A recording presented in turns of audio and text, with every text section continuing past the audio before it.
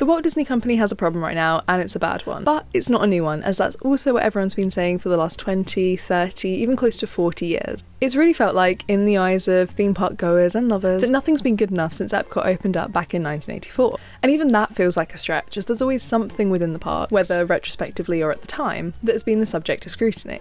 And yet, throughout this more recent period especially, no one seems to be able to say exactly what that problem is. Only that something's missing or the magic is gone. Accusations of laziness, budget stretching, overselling, underperforming, and the inescapable promise of shovels in the ground have been enough to make even the most passionate of theme park fans question their stance in recent years. And honestly, between flip-flopping upper management structures, global economic crises, and plenty of cancelled projects, there have been a bucket load of external factors at play that haven't aided their case either. But now, after years of searching, at this year's Destination D23 event, something became abundantly clear, and we may have finally received an answer to the question of what is going on with the Disney Company. But our answer actually begins to take shape before the event, with the announcement of the Disney Villains panel, which was replacing the well-established and well-regarded Disney Parks panel, the one that we've seen returning again and again over the years. But the most interesting takeaway at the event was not the panel or the announcements themselves, but rather a confirmation that there's a problem that no one wants to acknowledge. Because after months, years, decades of questioning how the Walt Disney Company has changed and trying to determine what the root cause of any and all reputational decline was, we've seen it firsthand. They didn't announce anything new. And today we're going to talk about it. But before we do, allow me to introduce myself. My name's Jo, and I talk about theme park history and abandoned projects, all while making sweeping yet nuanced operational generalisations about multi-billion-dollar companies and their downfalls. If this is the kind of thing you're interested in, consider subscribing to my channel and also turning on your notifications so you don't miss out on any of the exciting content coming your way. But without further ado, let's begin our analysis. So let's circle back with some context before we get into the nitty-gritty. In the last year, we've seen some huge announcements for Pixar integration projects in the Disney parks, like Monsters Inc.'s Monstropolis taking place at the beloved Muppet Courtyard in Hollywood Studios, and Piston Peak, lifted from the Cars spin-off Planes, Fire and Rescue, which will be filling in the rivers of America, and scooping up the old Tom Sawyer Island real estate in Magic Kingdom. And these huge developments are being hailed by many as the mark of a new era. An era in which the Disney Company listens to its fans and provides them with long-speculated projects, officially putting those shovels in the ground. But behind the curtain of fictional national parks and, up until recently, ambiguous villain-themed lands, lies the foundation of an issue that the Disney Company is facing. Despite being grand, bright and shiny, the announcements for these projects were completely predictable. Guests knew that they were eventually going to see an announcement for Villains Land because it had been speculated for years. Likewise, people knew that a Cars land was going to come to Magic Kingdom at some point because it had also been speculated for so many years. And despite this argument easily being brushed off as dismissing the worst-kept secrets in Disney history, at the end of the day, these updates were expected. So, by the time they came around, they weren't impressive. Well, I will redact that. The scale and the ambition of these projects were incredibly impressive, but they're not exciting because there's nothing that feels new or fresh about an idea that's been floated around for years. I am very aware that this sounds awfully entitled and naive, but Marty Sklar, Vice President of Creative Development, Executive Vice President, and then President of Imagineering, plus the Life and Health Pavilion king that was, perfectly captured the sentiment almost 4 decades ago at an Imagineering executive workshop, saying Walt Disney was a doer as well as a dreamer. Alone, this statement feels innocuous and very irrelevant, but applied to the current context of the company, which is edging closer to a century without its namesake figurehead every year, it really explains what the problem with Disney management is right now. At an event where we've historically seen new lands and huge cinematic announcements, everything from new pavilions to the reinvigoration of abandoned hotel concepts were rumoured to be announced. And yet, we saw nothing new. Now, consider the current operating model as a pendulum. They're either doing or they're dreaming. In the nostalgia-kick pursuit of Walt's legacy and the desperate appeasement of an angry target market by running things as Walt did, we've seen a forced resurgence of creativity and ambitious project propositions. But it's taken a long time to get there, even with the projects that people have known about and anticipated for years. On the flip, we've seen exciting and fresh projects being announced and then just disappearing. The Play Pavilion, once confirmed to take shape in my beloved Wonders of Life Pavilion, is the perfect example of this. Fully formed projects dreamed up, presented, promoted, and then gone. On the other hand, over in the Tropical Americas area, work is well underway. Though, and we also know I'm a little bit biased because of the tragic loss of Dinoland, but this is true, Details sat relatively unconfirmed for almost 2 years after announcing that they were going to close the area before the most recent announcement occurred.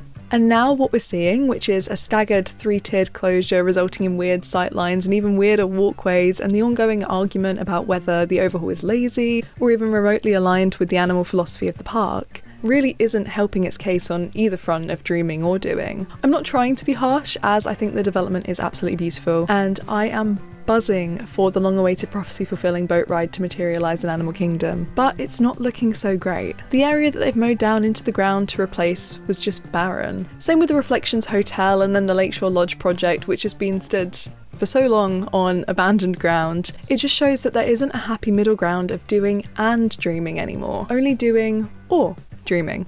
I will accept that some projects have slipped through the cracks, like Guardians Cosmic Rewind being one, and geographically further afield, the Zootopia land at Shanghai Disneyland. But in recent years, a lot of projects, announced and materialised, have just felt flat, either due to the rehashed nature of ideas or the time taken to execute the creative ones. And so, at Destination D23, what was supposed to be this great event full of exciting announcements has instead served as a platform to show the true shortcomings of the company's current trajectory. Understandably, they're playing it safe in the wake of further global crises and more economic uncertainty, aforementioned management upheavals and changing consumer tastes, but nothing that we've seen has been fresh, and audience excitement is waning because of that. Yet, whether we've all got our hopes too high and as a result are ignoring the fact that the big park announcement in 2018 was the names of the rides in Galaxy's Edge, ergo resulting in our inevitable disappointment, or whether there's a broader conclusion to be drawn about the unfair expectations on a corporation/creative entity, I'm not sure,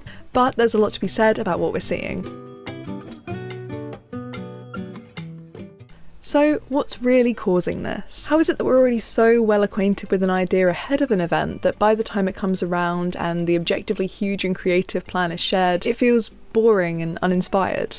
I know you'll hate to hear this, but we're the problem. With the seemingly never-ending stream of insider information, online speculation and leaks, both intentional and not, that we're consuming on the daily, it feels like absolutely nothing is surprising anymore, and that's no coincidence. So by the time we've come around to the official announcements, everyone sitting in that convention room or at home watching the live stream that has even the slightest involvement with a park community or a content creator will know what's going to be said, whether they've sought it out or the rumours have just reached them. Prior to every event, there are dozens of carbon copy prediction lists, speculation videos, and online forums all discussing the same topics in detail that are largely accurate by the time the event comes around, and that kills the fun of it.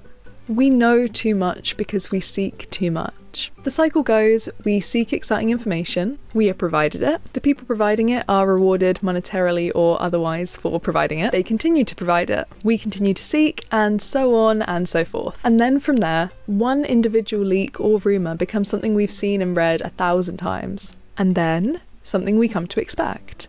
20 years ago, it would have been almost impossible to believe that one of the most historically innovative and adventurous companies in the world would hold an announcement event where everybody already knows what's going to be announced. But this isn't just exclusive to Disney anymore, as we also saw this with Universal's Halloween Horror Nights this year too. Reports of announcement schedules being rejigged or reordered to accommodate slip-ups on panels, or anonymous spoilers on social media from people who really ought to have been made to sign an NDA, have been all too easy to come by. And that's for a 3-month event, rather than a land or attraction that will stand for decades. Again, prediction lists and spec maps provide pretty accurate intel months before the event begins, and by the time the announcement come around, we already know what to expect. So it's easy to see how with this evergreen culture of information exchange for clout, and we're all guilty of this, so let's not act like we're not, rumours and truth-tinged speculation spread like wildfire. No secret is safe, and we're all turning the wheel to disseminate this information we receive.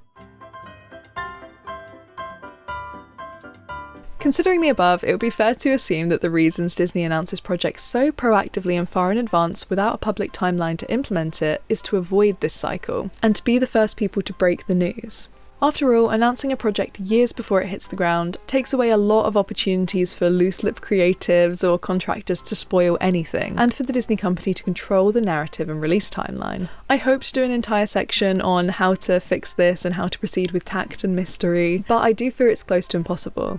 Because at the end of the day, the way the company is operating right now is largely a product of the environment in which it's operating. Maybe if we were in the 1990s or the early 2000s and they were trying to keep a codenamed project under wraps, it would be doable. But now, with daily aerial shots and millions of eyes internally and externally watching them every day, it just wouldn't work. This isn't dismissing the fact that without adequate pressure for more impressive, more exciting, more teeth things, some of the more fantastic projects may never have come about, but it is acknowledging that perhaps we're all part of a bigger problem. So, begrudgingly, I'll admit that perhaps we'll never have a truly surprise announcement again. Damned if you announce something left field and then don't follow through. Damned if you announce something that's been on the cards for years and then actually make it. And that's all I've got for you today. I think it's really an uncomfortable reality to sit with, that perhaps you, in your innocent pursuit of knowledge, are part of the problem. But you're also in luck. You can alleviate those worries by remembering that there are whole rooms, whole office drawers filled with ideas and concepts of new rides that we'll never see. Not to get too profound, but curiosity is one of the most fantastic yet dangerous things that humanity has to offer. So use yours wisely. Because you can still be curious and engage in conversations about what comes next, posing your ideas and brainstorming about all the fun things to come, without letting it ruin it for you. Realistically, unless you work for the company, we truly have very little influence over any of the changes that may happen. So allow yourself to be surprised, to be in the know but not consumed by it, to be optimistic and open-minded, but not disappointed because the thing you were promised by speculative voices didn't end up coming. Enjoy what you have and get excited about what you could have, but don't get so caught up in it that you lose enjoyment. And with that, we end our video. If you've enjoyed it, be sure to let me know by liking and subscribing, and let me know in the comments your stance on the topic. Is the current operating model wholly a product of its environment, or is it just a company being a company, with profit-focused constraints limiting the creativity we see, prioritizing money over magic? Perhaps we're all being too harsh on a business, or perhaps what we're seeing now truly is the beginning of a new era, in its earliest stages, just getting ready to settle in. Once again, thank you for watching. My name is Jo, and I hope you have a lovely day.